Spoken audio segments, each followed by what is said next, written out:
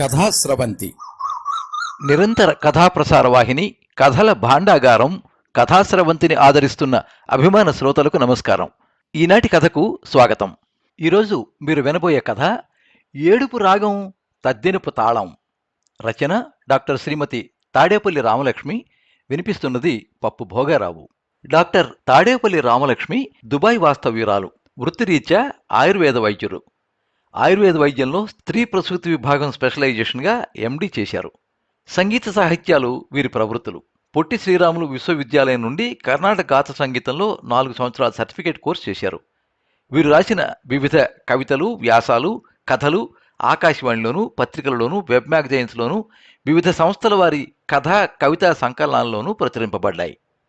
ఈ కథనం మీకు నచ్చినట్లయితే ఈ వీడియోని లైక్ చేయండి, మీ మిత్రులకు షేర్ చేయండి, మీ అభిప్రాయాన్ని కామెంట్స్లో తెలియజేయండి. మీరు మొదటిసారి ఈ ఛానల్లో కథ వింటున్నట్టయితే ఈ ఛానల్ని సబ్స్క్రైబ్ చేసుకోండి. పక్కనుండే బెల్ ఐకాన్ని తప్పకుండా నొక్కండి. ఇలా ఈ ఛానల్ ద్వారా వినిపించే కథలన్నీ మీకు ఎప్పటికప్పుడు అందుతాయి.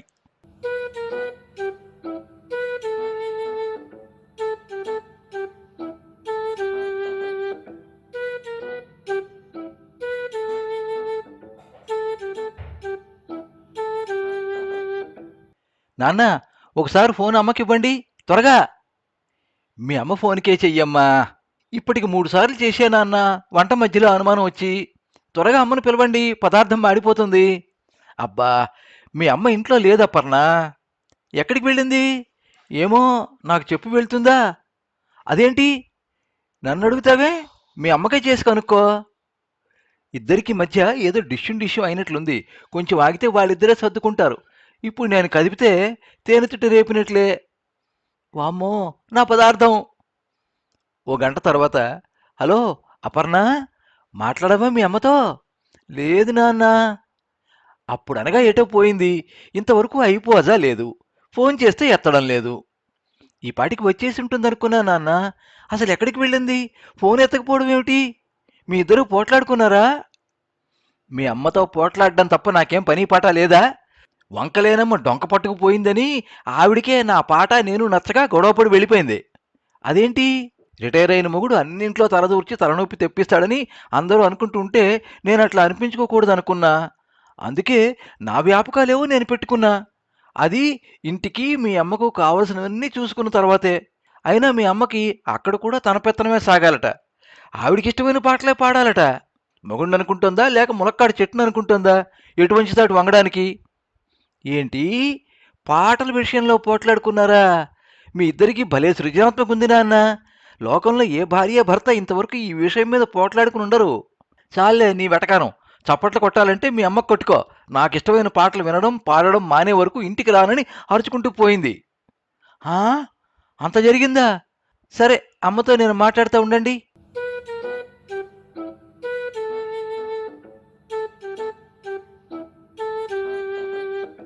హలో అమ్మా. అపర్ణ, చెప్పు. ఎక్కడికి వెళ్ళావమ్మా? ఓహో, మీ నాన్న నీ చెవిలో పాడేశారా అప్పుడే? పాడేశారానా? ఇలాంటి సందర్భంలో ఎవరైనా ఊదేశారా అంటారు కానీ ఈ పాటల గోలేంటి? అయినా చెప్పకుండా ఎక్కడికి వెళ్ళావమ్మా? ఫోన్ కూడా ఎత్తలేదని నాన్న కంగారు పడుతున్నారు. ఏదైనా ఉంటే మెల్లిగా మాట్లాడుకోవచ్చుగా. ఆహా, చేసిన చేష్టలు ఎవ్వరూ ఎరగరు కానీ కోసిన ముక్కు మాత్రం అందరూ చూశారట. అట్లా ఉంది వ్యవహారం. ఏం మాట్లాడుకోవాలి? ఆ నిరంతర గాన స్రవంతి కార్యక్రమం మధ్యలో అసలు మాట్లాడుకునే సందుందా? మీ నాన్న ఆ పాటలతో నన్ను పెట్టే క్షోభ ఏంటో ఎవరికైనా తెలుసా? అంత ఏం జరుగుతోందమ్మా? ఏమిటా? చెప్తా విను. పొద్దున్నే కళ్ళు తెరవగానే సర్వమంగళ మాంగళ్యే అంటూ అందరికీ శుభాలు పలకాలని అమ్మవారికి దండం పెట్టుకుంటూ లేస్తూ ఉంటానా? ఎప్పుడు లేచి కూర్చుంటారో ఏం పాడో. తలచినదే జరిగినదా దైవం ఎందులకు, జరిగినదే తలచితివా శాంతి లేదు నీకు అంటూ ఇల్లెగిరిపోయేలా పాడుతూ ఉంటారు. ఆ దెబ్బకు గుండెల్లో టారు పుట్టి మళ్ళీ ముసుగు పెట్టి పడుకుంటూ ఉంటా. ఎంతసేపు పడుకుంటే మాత్రం ఆ ఏడుపు కొట్టి చిత్రలహరి అయితేగా. అవునా? ఇదేంటమ్మా కొత్తగా? కొత్త ఏం కాదు. ఉద్యోగం, ఇంటి బాధ్యతల్లో పడ్డాక కొంచెం తగ్గింది గాని, మీ నాన్నకి ఈ ఏడుపు కొట్టు పాటల పిచ్చి మొదటి నుంచి ఉన్నదే. చెప్పటానికి సిగ్గుచేటు కానీ, మా పెళ్ళయ్యాక 3 నిద్రలకని అమ్మమ్మ వాళ్ళ ఇంటికి వెళ్ళామా, మా వాళ్ళు గదంతా పూలతో చక్కగా అలంకరించి అన్ని ఏర్పాట్లు చేస్తే, నేను వెళ్ళేటప్పటికి టేప్ రికార్డర్‌లో మల్లియలారా మాలికలారా మౌనముగా ఉన్నారా మా కథనే విన్నారా అంటూ ఘంటసాల గుండెలు పిండేసేలా పాడిన విషాద గీతాన్ని తన్మయత్వంతో వింటున్నారు. అప్పటికి నేను ధైర్యం తెచ్చుకుని, ఇప్పుడు ఆ పాట పెట్టారేంటండి అని అడిగితే, అది కూడా తొలిరేయి పాటే, అందులో కూడా గది అలంకరణ ఇలాగే ఉంటుంది అంటూ అర్థం పర్థం లేని సామ్యం చెప్పారు. అంతేకాని ఆ పాటలో సాహిత్యానికి అర్థం ఏమిటి, సినిమాలో ఆ పాట సందర్భం ఏమిటి, ఇవేవీ అక్కర్లేదు మీ నాన్నకి. అక్కడితో ఆగకుండా పొద్దున్నే పరీక్ష రాయాలన్నంత శ్రద్ధగా క్యాసెట్ రెండు వైపులా ఒకదాన్ని మించిన ఒకటి విషాద గీతాలు మ్రోగించారు. ఆ దెబ్బకి నా కడుపంతా గుబులుగా అయిపోయి గంటసేపు కుక్కపెట్టి ఏడిస్తే గాని తగ్గనంత దుఃఖం వచ్చింది. దాంతో అప్పగింతల్లో కూడా ఏడవని నేను ఆ క్షణాన ఎందుకు ఏడవాలో కారణమైనా కనపడక 3 ఏళ్ల క్రితం చచ్చిపోయిన మా అమ్మమ్మని, ఆవిడ చేతి మజ్జిగ పులుసుని గుర్తు చేసుకుని మరీ ఏడ్చి నిద్రపోయా. పొద్దున్నే లేచాక ఉబ్బిన నా ముఖం, కళ్ళు చూసి కంగారుపడి విషయం తెలుసుకున్న మా వాళ్ళంతా ఒకటే నవ్వటం. ఆ తర్వాత మీ నాన్నను వాళ్ళ బామ్మ పక్కకి తీసుకెళ్ళి, అవలక్షణాలున్న వాడికి అక్షంతలిస్తే అవతలికి పోయి నోట్లో వేసుకున్నాడట. అట్లా ఉంది నీ వ్యవహారం. లక్షణంగా శుభకార్యం కోసం వస్తే నీ తింగర వేషాలతో పిల్లని బెదరగొడతావా అని తలంటి పోసి, మీ నాన్న తెచ్చుకున్న టేప్ రికార్డర్, క్యాసెట్లు ఊడబెరుక్కుని ఆవిడ పెట్టెలో పెట్టుకుని తాళం వేసేసుకుంది. దాంతో ఆ ఏడుపు పాటల బెడద తీరింది కానీ, మీ నాన్న మాత్రం మిగిలిన 2 రోజులు నా మీద అలిగి కూర్చున్నారు. పెళ్లి చూపుల్లో నాకు కూడా సంగీతం అంటే ప్రాణం, పాటలు వింటూ పడుకోవడం ఎంత ఇష్టమో అని అబద్ధాలు చెప్పి, ఇప్పుడు పాటలు పెట్టారని మా బామ్మతో తిట్టిస్తావా అని. ఆ దెబ్బతో ఆయన ఏడుపు పాటలు పెడితే వద్దనటానికి, ఏడుపొస్తే ఎవరికైనా చెప్పుకోవడానికి కూడా ధైర్యం లేకుండా పోయింది నాకు. అయినా ఆ దేవుడు చేసే గమ్మత్తులు చూడు. ఇద్దరికీ సంగీతం ఇష్టం అంటే జీవితమంతా పాటలా సాగుతుంది అని అనుకుంటాం. కానీ భగవంతుడు అందులోనూ ఎంత కొంటెతనం చూపాలో అంతా చూపాడు. నేను ఓ పాట విన్నానంటే ఆ సాహిత్య అర్థాన్ని, రాగభావాన్ని మనసుకు పట్టించుకునే రకాన్ని. రఫీ పాటలు ఇష్టమని ఓసారి 'దిల్ ఏక్ మందిర్' సినిమాలోని యాద్ న జాయే బీతే దినోం కే అనే విషాద గీతం విని ఆ తర్వాత 4 రోజులు మనిషిని కాలేకపోయాననుకో. పాట నాపై అంత ప్రభావం చూపిస్తుంది. అందుకే విషాద గీతాల జోలికి త్వరగా పోకుండా జాగ్రత్తగా ఉంటాను. అలాంటి నన్ను మీ నాన్నకి జత చేశాడు దేవుడు. ఆయనకేమో పాటలంటేనే ఏడుపు. వద్దండి నేను వినలేను అని మొత్తుకున్నా పట్టించుకోకుండా ఘంటసాల గుండె గాయం చేసే గీతాలు, బాలసుబ్రహ్మణ్యం బాధాభరిత గీతాలు, మహమ్మద్ రఫీ మనసు కరిగించే గీతాలు, కిషోర్ కుమార్ కృంగదీసే గీతాలు, నా పిండాకుడు గీతాలు, నా శ్రాద్ధం గీతాలు, ఇవి ఆయన ప్రొద్దుగూకులు ఇంట్లో మోగించే పాటలు. ఇంకా విడ్డూరం చెప్పనా? పిల్లలకి జోలపాటగా ఎవరైనా ఏ జో అచ్యుతానందానో, ఏ లాలీ లాలీ అనో పాడతారు. నీకు మీ నాన్న ఏం పాట పాడేవాళ్ళో తెలుసా? పాడుతా తీయగా చల్లగా పాట. అందులో పసిపాపలా నిదురపో తల్లిగా అని ఉందని దాన్నో జోలపాట చేసేశారు. అప్పటికీ నేను ఉండబట్టలేక, ఆ పాట పసిపిల్లకి తండ్రి పాడే జోలపాట కాదండి, భర్త పోయి పుట్టింటికొచ్చిన హీరోయిన్ను ఓదారుస్తూ వాళ్ళ ఇంటి పాలేరు పాడే ఏడుపు పాట అని చెప్పినా వింటేగా. బాధ్యతలలో పడి మీ నాన్న ఆ పాటల గోల తగ్గిస్తే కాస్త ప్రశాంతంగా ఉన్నాను. కానీ ఊరుకున్న శంఖాన్ని ఊది చెడగొట్టినట్లు ఆ మధ్య ఒకసారి అపార్ట్మెంట్ ఫంక్షన్లో ఈయనో ఏడుపు పాట పాడితే అందరూ మెచ్చుకుని ఏడ్చారు. అంతే, రిటైర్ అయ్యి అవ్వగానే పాత పాటల డైరీలు బయటికి తీశారు మీ నాన్న. దానికి తోడు ఈ మధ్య అదేదో హిందీ పాటల సంఘంలో చేరారు నా ప్రాణానికి. గంభరే గీతో గార్ధభాండవం అంటే గాడిది గుడ్డన్నమాట. ఏదో చచ్చింది దాని పేరు. ఆ సంఘంలో సభ్యులంతా తినదరక్కన్నట్లు ఆన్లైన్ ఆఫ్లైన్ మీటింగులు పెట్టుకుని కమ్మగా పెళ్ళాలు చేసి పెట్టిన పకోడీలు హాయిగా తింటూ మరీ 7 పాటలు పాడుకుంటారు. దానికోసం మీ నాన్న 100 ఏళ్ల వ్యవధిలోని వ్యధాభరిత గీతాలన్నీ సేకరించి సాధన చేస్తున్నారు. ఇల్లంతా రకరకాల ఏడుపు గొంతులతో దద్దరిల్లిపోతోందనుకో.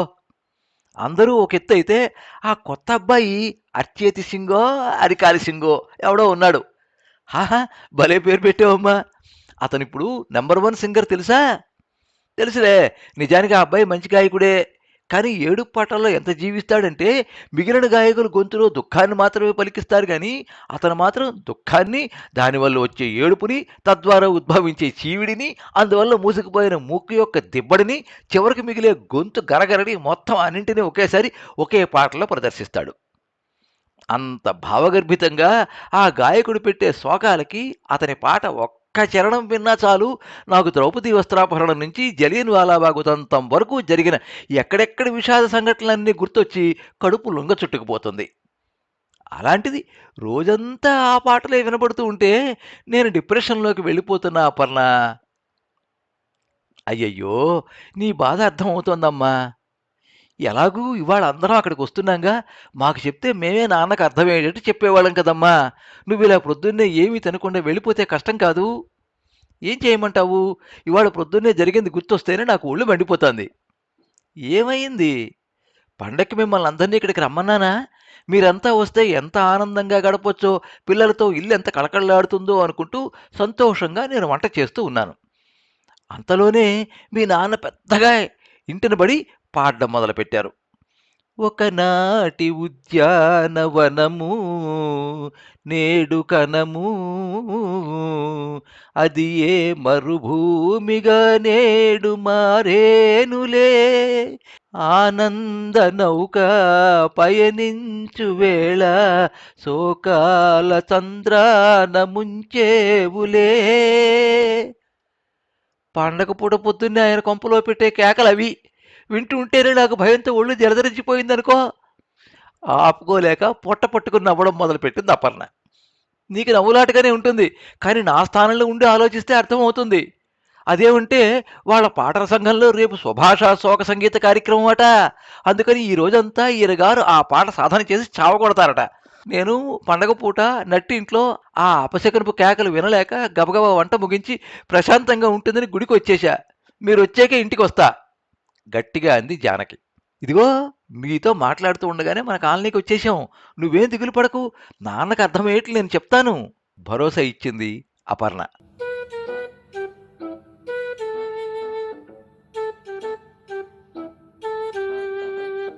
ఆ రోజు రాత్రి మిగిలిన వాళ్ళు పడుకున్నాక, నాన్నా, మీరు అమ్మ బాధ అర్థం చేసుకోవడం లేదు. ఈ వయసులో హార్మోన్ల మార్పులు, శారీరక సమస్యలతో యుద్ధం చేయవలసిన సమయంలో మనమంతా అమ్మకి మానసికంగా చేయూతనివ్వాలి, ముఖ్యంగా మీరు అంటూ తండ్రికి నచ్చచెప్పబోయింది అపర్ణ. ఇది మరీ బాగుంది. నాకిష్టమైన పాటలు నేను వింటానంటే నేనేదో చెయ్యరాని ఘోరం చేస్తున్నట్టు మాట్లాడతారేంటి మీరంతా? అసలు ఆ పాటల గొప్పతనం తెలుసా మీకు? చూడండి, ఆ పాటలను నేను తక్కువ చేయట్లేదు. నేను బాధపడేది కేవలం ఆ పాటల ప్రభావంతో నాకు కలిగే మానసిక స్థితి వల్ల, దాంతో నాలో ఏర్పడే ఉద్వేగాల వల్ల. మీరన్నట్లు అవి అంత గొప్ప పాటలు కనుకనే వాటి భావాలు అంత బలంగా మనసుల్లో వెల్లువెత్తుతాయి. కానీ మీరు నవరసాల్లో ఆ శోకరసాన్ని ఒక్కదాన్నే తీసుకుని సమయం సందర్భం లేకుండా నిరంతరం దానిలోనే ముంచుతూ ఉంటే నా వల్ల కావట్లేదు. పైగా సౌకర్యంగా లేదంటూ ఇయర్ ఫోన్లు, హెడ్ ఫోన్లు కూడా పెట్టుకోరు మీరు. సినిమాల్లో అయినా ఆ ఏడుపు పాటలు ఏడుపు సందర్భంలోనే ఉంటాయి కానీ సినిమా మొత్తం విషాద గీతాలే ఉండవు కదా. మీరు కూడా ఇంట్లో అన్ని రకాల పాటలు పెట్టండి, ఇద్దరం కలిసి ఆస్వాదిద్దాం, అభ్యర్థిస్తూ అంది జానకి. చూడు, ఎన్ని రసాలున్నా నాకు చిన్నప్పటి నుంచి కరుణరసమే ఇష్టం, ఏడుపు పాటలే ఇష్టం. ఇంకో రకం నాకు వద్దు. నాకిష్టమైనవి నా ఇంట్లో నేను ఆస్వాదించడానికి కూడా సమయం సందర్భం ఏమిటి? సర్వకాల సర్వావస్థల్లోనూ నేను నాకిష్టమైన పాటలే వింటా. ఈ విషయంలో నా మీద నీ అజమాయిషి కుదరదు. అందరికీ గుడ్ నైట్, మొండిగా మాట్లాడి వెళ్ళి పడుకున్నాడు మోహన్ రావు. జానకి, అపర్ణ మొహమొహాలు చూసుకున్నారు. ఆ చూపుల్లో మోహన్ రావు ప్రవర్తనపై నిరసనే కాక ఒక స్థిర నిర్ణయం కూడా ప్రతిబింబించింది.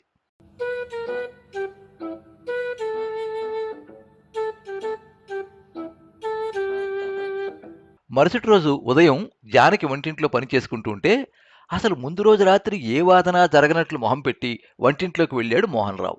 జానకి, గుర్తుందిగా మా సంగీత సంఘం వాళ్ళ ఈ నెల సమావేశం ఇవాళ మన ఇంట్లోనే అని. ఆ ఆ, మధ్యాహ్నం 4 గంటలకల్లా వచ్చేస్తారు. మొత్తం 10 మంది. ఏమన్నా స్నాక్స్, టీ చెయ్యి ఉల్లాసంగా చెప్పి పాటల సాధనకు పక్క గదిలోకి వెళ్ళిపోయాడు మోహన్ రావు.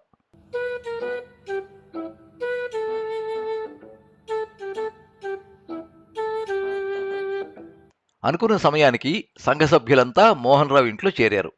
ఆలస్యం చేయకుండా ఆందోళన రాగంలో ఆలాపనలు మొదలుపెట్టారు. ఒకరిద్దరు బాగానే పాడారు.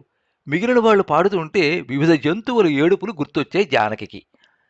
మధ్య మధ్యలో ఆవేశం ఆపుకోలేక అందరూ కలిసి పాడుతూ ఉంటే అర్ధరాత్రి ఓ కుక్క ఏడిస్తే మిగిలినవన్నీ గొంతు కలపడం గుర్తొచ్చి పరిగెత్తుకెళ్ళి వాకిలి తలుపు మూసేసింది జానకి. కొంతసేపు అరచి అరచి అలసిపోయి విరామం ప్రకటించుకున్నారు గాయకులు. మోహన్ రావు జానకి వద్దకొచ్చి స్నాక్స్ వడ్డించమని సైగ చేశాడు. సరేనని తల ఊపింది జానకి. ఆకలిగొన్న గాయకులు ఆవురావురమని ఎదురు చూస్తుండగా వంటింట్లో నుండి విస్తరాకుల కట్టతో బయటకొచ్చి కుర్చీలలో కూర్చున్న వాళ్ల చేతుల్లో ఒక్క ఆకు పెట్టింది జానకి. అయోమయంగా చూశాడు మోహన్ రావు. అంతలోనే అందరి విస్తర్లలో దబ్బుమని ఓ పచ్చడి పదార్థం పడింది. ఏమిటా అని చూస్తే పెసరపప్పుతో చేసిన ముద్దపప్పు. జానకి, ఏంటిది? మెల్లిగా అన్నాడు మోహన్ రావు, భార్యను కొత్త స్నేహితుల ముందు ఎలా గదమాలో అర్థం కాక. ఆగండి ఆగండి అన్నట్టు తీక్షణంగా చూసింది జానకి. మ్రాన్పడిన మోహన్ రావు కళ్ల ముందే అందరి విస్తరలో అన్నం, నువ్వుల పొడి, అల్లం పచ్చడి, ఆవ పచ్చడి, ఇంకొన్ని తద్దినం వంటలు, చివరకు చప్పటి చారు పోసి ఇంక తినండి అంది. అవేంటో తెలిసిన కొంతమంది ఇప్పుడు ఇవేంటన్నట్లు చికాగ్గా మొహం పెట్టారు. అసలు ఇలాంటి వంటలు వడ్డనలు ఎరుగున నలుగురు ఉత్తరాది వాళ్ళు ఈ సమయంలో అన్నం ఏమిటని అన్నంలా తెల్లబోయారు. అందులో ఒకతను విస్తరి పట్టుకోవడం చేతకాక చారు, అల్లం పచ్చడి ప్యాంటు మీద పోసుకున్నాడు. ఆ గందరగోళంలో అతడి విస్తరులో నువ్వుల పొడి ఫ్యాన్ గాలికి ఎగిరి పక్క ఆవిడ కళ్ళలో పడింది. దాంతో ఆవిడ అంతకుముందు తను పాట పాడిన దానికన్నా భీకరంగా అరిచింది. ఈ ఘోరకాలి అంతా కళ్ళతో చూస్తున్న మోహన్ రావు శిలాప్రతిమలా బిగుసుకుపోయాడు. ఏంటండి, ఇవాళ మీ ఇంట్లో ఎవరిదైనా తద్దినమా? అడిగాడు ఒక తెలుగు ఆయన తేరుకుని. అబ్బే కాదండి నసిగాడు మోహన్ రావు. మరిదేంటి? ఇష్టం లేకపోతే కుదరదని చెప్పాలి గాని ఎప్పుడో మిగిలిపోయిన తద్దిన వంటల్ని స్నాక్ టైంలో పెట్టడం ఏమిటో? కోపంగా అడిగాడు ఇంకో ఆయన. జానకి, ఏంటిది? అబ్బే ఇవి ఈరోజు వండిన తాజా వంటలేనండి, ఇందాకే చేశాను అణకువగా చెప్పింది జానకి. నీకేమన్నా మతిపోయిందా? స్నేహితులు వస్తున్నారని స్నాక్స్ చేయమంటే తద్దిన వంట చేస్తావా? మరి మొన్న మీ అమ్మగారి తద్దినానికి ఇవే వంటలు చేస్తే చాలా బాగున్నాయని 2 సార్లు వేయించుకుని తిన్నారు కదండి మీరు. మీకు అంత నచ్చాయని ఈరోజు కూడా అవే చేశా. నీకేమైనా పిచ్చి పట్టిందా? ఇలాంటప్పుడు ఏ సమోసాలో, మంచూరియాలో, మిర్చి బజ్జీలో ఇవ్వాలని కూడా తెలియదా? తద్దినం వంట తద్దినం రోజు బాగుందని తిన్నానని ఎప్పుడు పడితే అప్పుడు అవే చేసి వడ్డిస్తావా? ఓ సమయం సందర్భం ఉండదా దేనికైనా? ఏమోనండి, నిన్న మీరేగా అన్నారు నా ఇంట్లో నాకు నచ్చినవి నేను ఆస్వాదించడానికి సమయం సందర్భం ఎందుకని. నాకు ఏది నచ్చితే అదే సర్వకాల సర్వావస్థలలోనూ ఆస్వాదిస్తాను అని కూడా అన్నారు. అందుకే అమాయక వదనం పెట్టి అన్నది జానకి. జానకి అంతరార్థం గ్రహించి అంతర్మథనంతో తల దించేసుకున్నాడు మోహన్ రావు. మిత్రులంతా మెల్లగా నిష్క్రమించారు.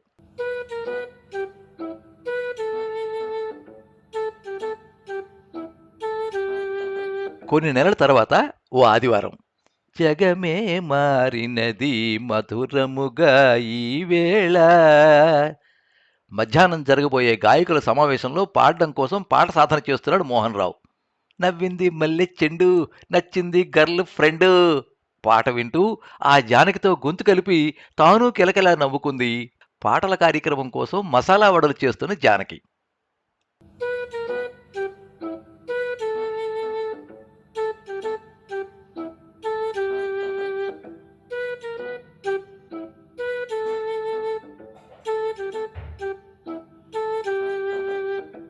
మీరింతవరకు ఏడుపు రాగం తద్దినుపు తాళం కథ విన్నారు. రచన డాక్టర్ శ్రీమతి తాడేపల్లి రామలక్ష్మి. వినిపించినది పప్పు భోగారావు. ఎప్పుడు మీ అభిమానాన్ని కోరుకునే పప్పు భోగారావు. సర్వే జనాః సుఖినో భవంతు. కథా స్రవంతి